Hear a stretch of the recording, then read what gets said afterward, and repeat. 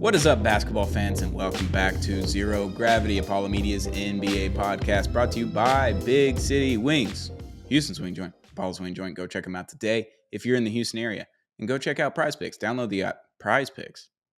Use code Apollo when you sign up. Get up to $100 matched on your first deposit. We love Prize Picks. Use code Apollo when you sign up. And shout out to J Bar M Barbecue. J Bar M Barbecue is just a couple blocks away from Toyota Center down in Houston. We'll be there February 8th for an afternoon game, Mavericks versus Rockets. I think it's in Dallas. So come watch an away game at J Bar M with the Apollo crew, and we'll have a great time with $2 wells, $5 margaritas, and some great barbecue. I can't say enough about their barbecue. So shout out to J Bar M Barbecue. We'll be there February 8th. I am your host, Stone Strenkman, joined always by Josh Garcia. How we doing, bud?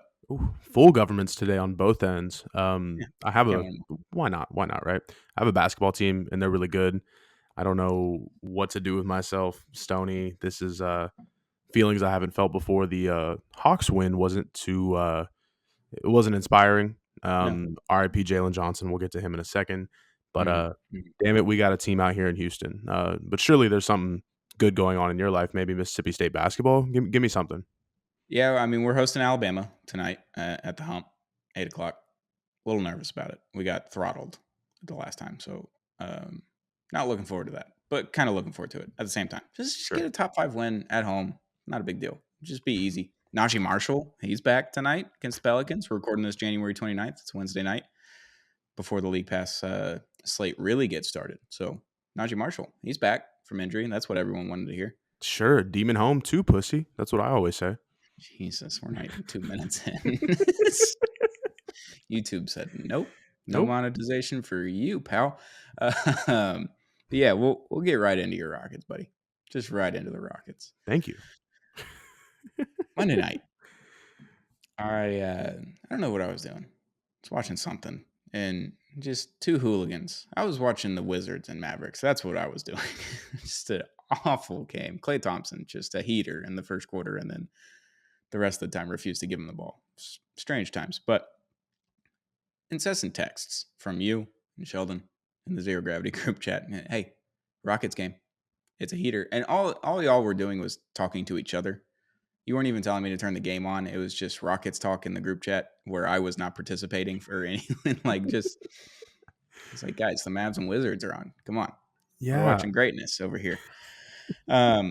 Yeah, so that just kept happening. So I said, fine, I'll turn the game on. I think it's like a minute and a half left. I missed all of the fun stuff, all of it. So if you could walk us through your emotions during the Rockets-Celtics game from Monday night, let's just get into it, because I watched the last minute and a half, and I know what your emotions are there. But I want to hear your full game breakdown of that.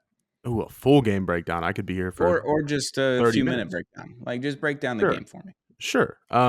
Immediately, Amen Thompson, you can look at him and be like, oh, this guy had the career game. Yes. Mm-hmm. It was great. But nobody's talking about Dylan Brooks, 10 3-pointers in one game. He didn't even know that he had 10. I didn't even know that he had 10 until he was at, 8 or 9. I was like, oh, this guy's having a career night. That combined with, of course, Jalen Green's been a little spotty recently. Again, he's hurt. Look at his thumb. Look at his hand. Look at his eye. He was wearing a whole eye patch during the second half of that game. But seeing Amen Thompson just absolutely put not only the league on notice, but Jaylen Brown just skidding right past him for the game winner. He just dogged on the man, dogged on the whole team, dogged on the whole city. And I know the Celtics have had some woes over the past 5-6 games at home. I don't think they've won a single home game in 5 games. That's alarming. Bill Simmons. We'll give it a week before we talk about the Celtics in depth. I want to give it one more week. Yeah, well, wait till what's the next major holiday? Wait till Valentine's Day. How about that? Yeah, we'll wait on that. I would just like to say, also a part of my game breakdown, shout out to my beautiful internet group chat, God on the Daily. They gave me a 1994-1995 Houston Rockets starting lineup nesting doll. I'm not going to open up the whole thing because it makes a ridiculous noise. Sure. Shout out Hakeem. He's the biggest one. Don't forget the Bev. And I'm just I love it. I love this shit. Shout out eBay. Shout out the homies. But watching this Rockets team just makes you feel so inspired, so gritty almost. I don't want to compare, but of course, the word I used, gritty. It sure feels like it at times. This is a weird team, and damn it, I'm so happy. I'm so happy. And Amen Thompson finally has the game. Like, he's had games, but this was the game. And of course, coming off a back-to-back, flying into Atlanta, Craig Ackerman kept saying that Atlanta beat the team into Atlanta by 30 minutes over and over on the broadcast. So maybe he was trying to make excuses in case we lost. I don't know what was going on there. Ryan Hollins also saying aura maxing twice on the Celtics broadcast wasn't too cool. So he commentates like he is tweeting. He speaks like he's tweeting. It's a weird situation out there. I don't know how I feel about that team right now. Shout out Craig Ackerman though. Love him. Yeah, Hollins, he says words. Yep. That's for sure. He definitely says words on the broadcast. But yeah, Amen Thompson, 33 points, 9 rebounds, 4 assists, and the game winner on Jaylen Brown. Gets the ball at the top of the key, drives into the lane. Jaylen Brown's just lost at that point somehow, and Jaylen Brown is an all-defensive team player. He is good, objectively, really good at defense. And Amen Thompson, he's not known for his offense just yet. Definitely known for his defense between NBA circles across the country. But us here in Texas, here in Houston, we know about Amen Thompson and his ability to just turn games on its head both ways of the court. He was awesome. Hit the game winner with 0.7 seconds left against the Celtics with the defending champions. I mean, you can't ask for much more in there. 114 to 112 win. So good for y'all. And my problem with the Rockets is that I love Tari Eason. Just reminds me of an SEC basketball player. He is an SEC basketball player, obviously. He's an LSU guy. So I always loved him. And then Amen Thompson, as soon as he started doing things last year when he came back from injury, I was like, I hate how much I like this guy. Because I'm supposed to hate the Rockets. I don't care for Alperen Şengün. I don't care for Jalen Green. I don't care for most of the roster. But Amen Thompson and Tari Eason, they have a soft spot in my soul, and I can't shake it. And that's my problem. Is the OTE the next SEC? Some are saying. I'm just both hands up. I'm just saying. The Rockets play so much like Mississippi State this year that I can't not like them, but I can't like them at the same time. There's a certain grit that comes with SEC basketball, and we've seen it over the past couple years. Really, do I want to blame Colin Sexton? Who do I call? Who do I trust? Who do I blame? The SEC is really fun basketball. I'm so excited for the conference tourney. The tourney next month's going to be great. Can't wait. Yeah, Jay Billis did say on ESPN, I think yesterday or today, that winning the SEC tournament is going to be harder than winning March Madness this year. Yes, I watch all the college basketball, and yes, I don't watch college basketball. I watch Mississippi State basketball, and I watch Duke UNC. That's about the extent of my college basketball knowledge. But the SEC is so incredibly deep that Mississippi State's going to end up being like a 5 seed just because they're in the SEC, and they're going to go 500 in the SEC probably. If that, they might go under 500 and be a 5 seed in the tournament. Like, that's how strong the SEC is this year. It's ridiculous. Elite. No, that was college basketball talk. Thank you. Houston being in the SEC and staying in the Big 12 for football. Powerhouse school. I'm just saying. Yeah. We're not splitting conferences. If you're from the South, you're from the South. And I don't know if Houston's the South. I don't consider Texas or Texas A&M the South either, or Missouri for that matter. Everybody else, they're in the South. But is Nebraska the South, or is that a Midwest thing? That's the middle of nowhere. So no. Hey, I'm just asking the questions, man. Somewhere in Middle America. Sorry, Omahamians. Like, whatever. I love Omaha. Been there one time.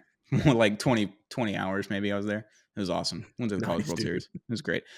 Speaking of SEC basketball, though, De'Aaron Fox of the Sacramento Kings, formerly Kentucky Wildcat, SEC. There you go. There's the correlation. Is reportedly available for trade. The time has finally come. De'Aaron Fox on the trade block, kind of, or just you can call about De'Aaron Fox. I don't know which one it is. It seems like he's on the block. Yeah. The trade deadline's a week away. That's cool. People forget. I always think I thought that it was like 3 weeks away. But we got to do a trade deadline special. Now they're saying like random role players. This guy's available. What was the Celtics said? Jaden Springer might be available. That does not. We don't need a tweet. We don't need an Instagram post. That might break up the locker room. just dent the chemistry in there. I'm down for it. What the hell? Sure, I guess you got it, man. Just break them up. We're not, no, at this point we're a week out. We're gonna start seeing the dominoes fall, and of course we'll get to redacted in a minute, an Eastern Conference player redacted. But this is weird with De'Aaron Fox being at the top of that list finally, because a month and 2 months ago I was like, oh, I really want this guy. This guy needs to be on my team, and now it's like, I don't care if God is calling or whoever you believe in. Don't break up this squad. So I know I said the Rockets need to stay put now, and obviously I still stand on that. But De'Aaron Fox fully being on the move to possibly San Antonio, this could be gnarly. This could be real gnarly, crazy pick and rolls, pick and pops. Kings fans are saying every king needs its castle. They're not moving Stephon Castle. You were going to get Devin Vassell and 2 first-round picks, and you're going to like maybe it. Chris Paul. Sure, if you're willing to get some salary off the books, I guess. Right, you're gonna like it, Sacramento. Just goes to show you. I mean, is Sabonis gonna lead the rebuild ship there? What's going on? I think it's DeMar DeRozan time in Sacramento. Sorry, but De'Aaron Fox, I think we've been talking about it for maybe 2-3 years at this point. Like, he's the next guy to either ask out or get traded. Then they have a great season. Then they don't have a so great season last year, but then they fire Mike Brown. And I saw this on Twitter. It was a Sacramento Kings fan. Someone was reacting to Fox, and like they were going 11-4 after they fired Mike Brown. Like, why would he want out? Well, it turns out Mike Brown was his guy. Like, they were boys, whatever, favorite head coach, all the things. They fire him, and then it's just like, all right, I don't want to be here anymore if you're going to fire my coach that went to the playoffs for the first time in how many ever years. They almost won a playoff series. Like, they do all these things, and then they fire the coach, and Fox apparently is upset about it. And Fox wanting to go to San Antonio makes so much sense. It's like, yeah, I would love to go play with Wembanyama. Like, that sounds delightful. Playing with an alien that I can throw alley-oops to, spreads the floor for me, plays great defense. I don't have to do a whole lot just to be really great here. So him going to San Antonio would make a lot of sense. I don't want to shut the door on this Houston trade, though. I feel like Fred VanVleet, some picks. I mean, whatever. Sure. Does VanVleet have another year after this year? Is it a player option? I want to say he's expiring with a player option or he's got a player option. So he's only on the books for 1 more year. You're going to have to pay Fox the Supermax, and then he's going to ask out after that if he stays with you, if he makes All-NBA or whatever. Why wouldn't you just do that? And then you got $45 million coming off the books after next season. Free agency is going to be kind of crazy then. And who's to say that's not a bad thing? And I don't think, because they're obviously not in a position of power with this. Like, if he wants out and is just like, I'm not playing here anymore, you're going to have to trade me, then you kind of have more power, and you can be like, all right, you're taking Fred VanVleet and picks, and salary's covered. Yeah. And then you've got a superstar point guard to match with this really fun team where Fred VanVleet has been very good for the Rockets. He's a veteran leadership, and he disperses the ball well. He's just a veteran point guard. I'm not going to say anything about his 3-point shooting or anything like that. I know Rockets fans are very sensitive when it comes to that topic on Twitter, as I've seen. But Fox, he's not the best 3-point shooter, but he's the same thing, but hyper athletic and fits the mold of this team really well. I don't know. What are your thoughts? You're explaining like a best case scenario almost, because sure, that's gone through my head. Like, oh, we can just get rid of Fred, and I don't know how many first round picks it would be, 3, 4. If he were to just say, you're sending me to Houston, figure it out. That's your best case scenario, obviously. Sure. In that very rare, let's say a 2% chance of happening case, and God willing, maybe I'm wrong, but they're going to want Reed Shepherd. They're going to want Cam Whitmore. And that's why I'm like, we can't break this up. We can't break this up. But if it's strictly, and I'm going to do a little callback, maybe I don't want to sound like I'm flip-flopping here, because, we are a podcast of flip-floppers. Yep. Reportedly by a Kings fan. By a Kings fan, yeah. That would be absolutely sick. But I don't see that happening. And maybe I know I live in my fantasy world sometimes, but that just doesn't seem like, I don't think the Kings are going to budge on that unless we give them more than 3 first round picks. And hopefully I'm wrong. Hopefully it can be a Fred VanVleet in 2 or Fred VanVleet in 1, or not 1, 3, 2 or 3. And I guess we go from there. I just don't see that happening. That's all I'm saying. Would you do VanVleet Whitmore and 3 picks. No. I'm Can, close. If you gave me yeah. 2 beers, I'd say yes, but no, Okay. not All not right. in the moment. I was just curious. Yeah, It's all hypothetical here, but he reportedly wants San Antonio, which would make sense. Go start anew with one of the best players in the NBA already, and he's in his second season. Only going to get better. So, yeah, De'Aaron Fox. Interesting. It's been a long time coming for me. Been waiting for this day. Get him out of Sacramento so I can actually watch him play because I'm not staying up till midnight every night to watch him play. Just won't do Houston it. legend De'Aaron Fox, baby. I won't do it. On a sadder note, we got some injuries to report. Anthony Davis strained an oblique or abdominal muscle, reevaluated in a week. Shocker. Who could have seen this coming? I did speak it into existence. So hand up. That's on me. That's on me. Jalen Johnson done for the year. Shoulder surgery. That one sucks. That one hurts. Poor guy. Jalen Johnson, of course, was Zero Gravity's. What was he? The most surprising player of the year, most overachiever. That's what it was. Yeah, overachiever of the year. And it is sad, especially on its Hawks team that doesn't really have, record wise, future wise, they're very different. But record wise, they're not doing too great right now. They could kind of use all the help they can get. I was watching Dyson Daniels get absolutely posterized by Amen Thompson last night. Of course, Amen didn't have a great game, but we had that moment, and that was nice. But yeah, man, this Hawks team is already kind of thin right now. You're starting Mohamed Gay and Viet Krejci as power forwards and centers. Buddy, this is very sad. RIP to Jalen Johnson's season. You will go up in the rafters with Jared McCain, as well as actually just you two. Yep, that's it. Yeah, That's we're it. good with those Salute. two. That's fine. That's right. That's perfectly fine. But that one sucks because on the buy seller trade episode that we did a couple weeks ago, we thought Atlanta should just buy something, try to make it a little bit deeper, make a playoff run, get out of the play-in maybe. And now it's like, do you just tank? See if you can get Cooper Flag, see if you get lucky.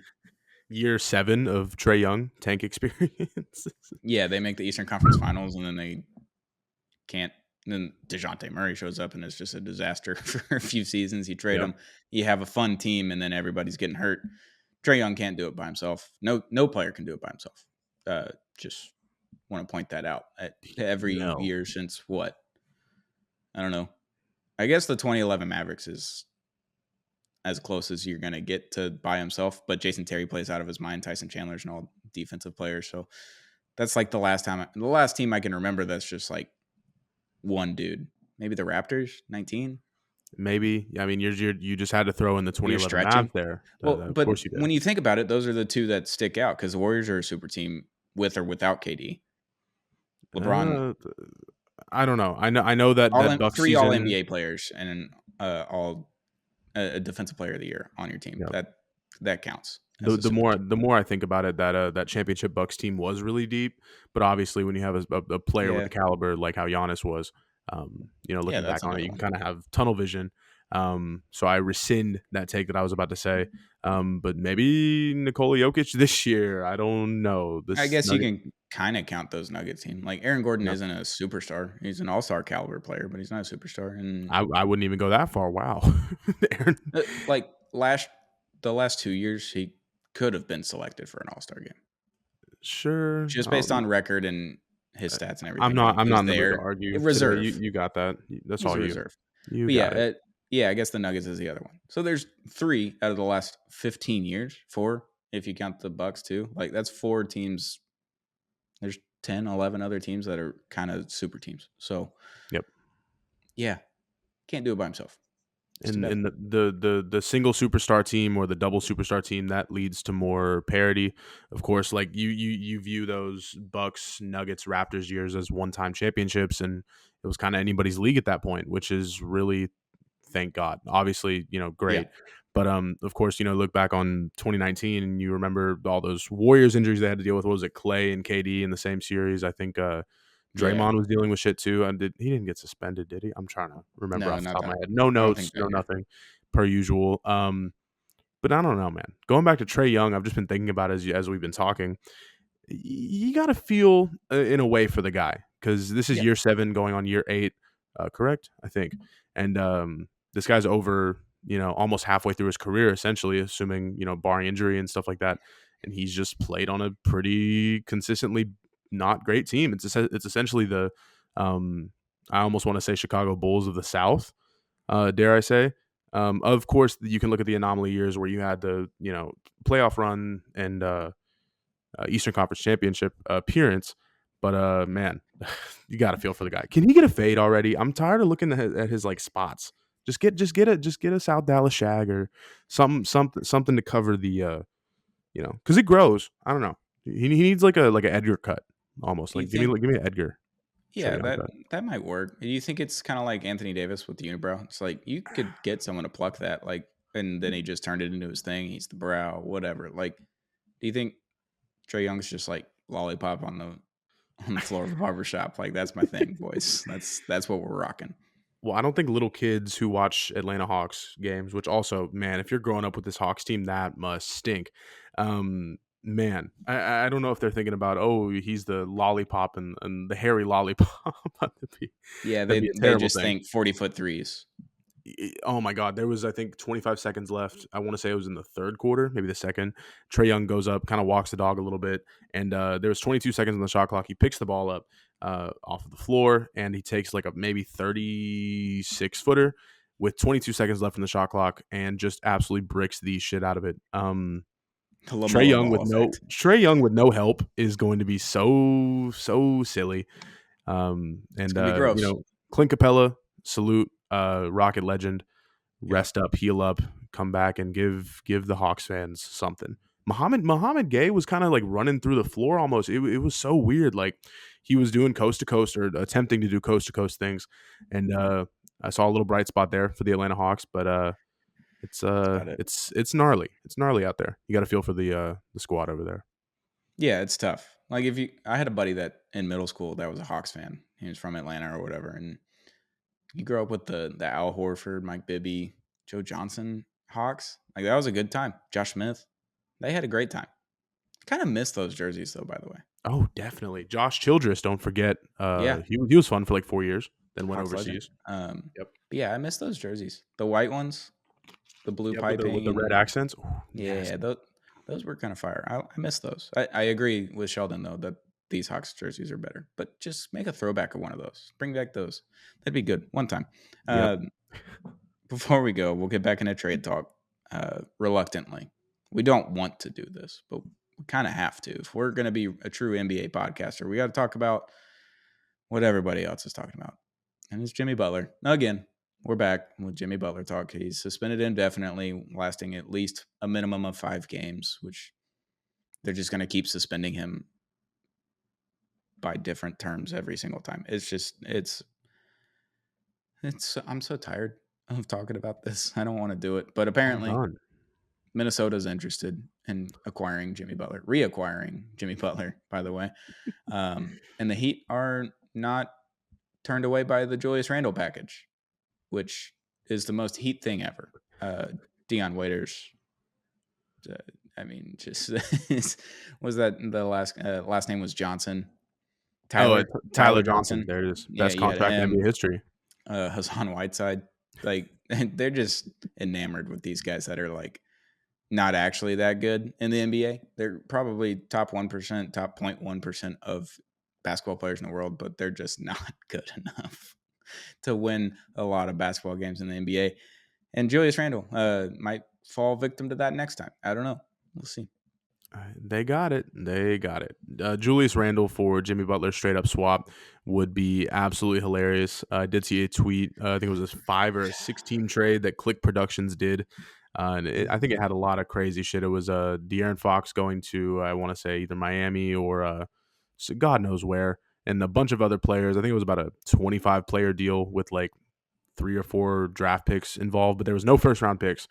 So I just love I love the trade machine firing back up. I don't have any mental capacity to give to Jimmy Butler right now, nor have I ever really in the past like couple weeks. But I'm just really excited to fire up the trade machine. I don't care if I got to hop on the stream at work. I don't care what I got to do. Yeah. Just kidding. If you guys are watching this, my employer, I do not ever do things like that. And man, I am so excited. That's all I'm gonna do, honestly. Like while I'm watching League Pass tonight, I'm just going to do trade machine shit, and then I'm gonna like fail 4 times in a row, and then just get mad, and then just turn my computer off, and then just Do you look at my happen to TV. listen? Do you happen to listen to Bill Simmons the other day with KOC? They No, talked. please go They ahead. talked potential trades, and it was the funniest thing ever. Just like in the first 5 minutes, Bill Simmons was like, "All right, so we have this trade machine episode with KOC, and we're gonna do all these things, and I'm on a plane cross country from Boston to LA. You know, got to get back home." And I was like, "All right, I got to get the Wi-Fi." Speaking of which, if you sold your company for or sold your podcast portfolio for 100 to 250 million dollars, why are you flying commercial in any way, shape, or form? One, two.